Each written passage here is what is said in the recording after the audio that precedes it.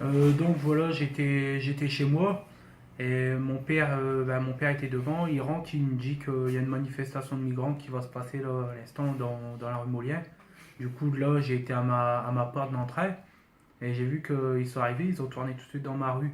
Du coup avec mon père, on a été à la barrière pour regarder et ils sont venus tout de suite droit vers nous.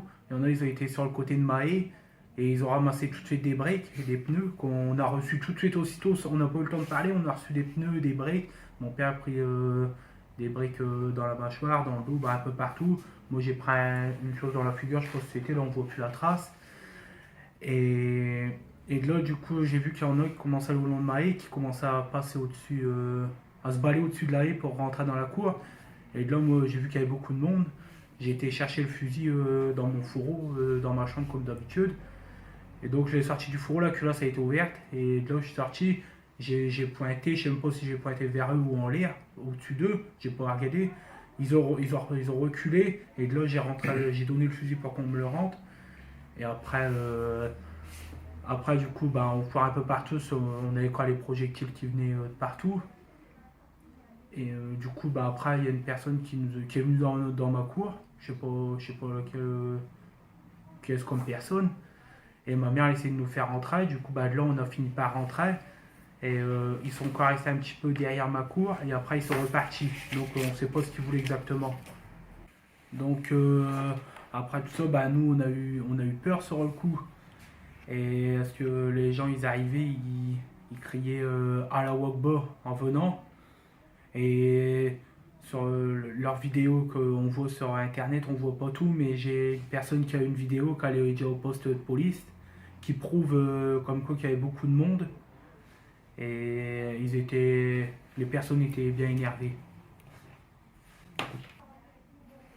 Bah, j'ai été scandalisé parce que le Nord Littoral euh, disait dans leur journal que j'étais facho ou nazi comme ils veulent, mais loin de là. C'est juste parce que je suis pas du tout de ces mouvements-là, parce que je suis là plus pour le désordre à Calais. Que le désordre, bah, c'est avec tous les migrants, tout ce qui se passe. C'est avec les migrants, les agressions qu'il y a à chaque fois, les vols.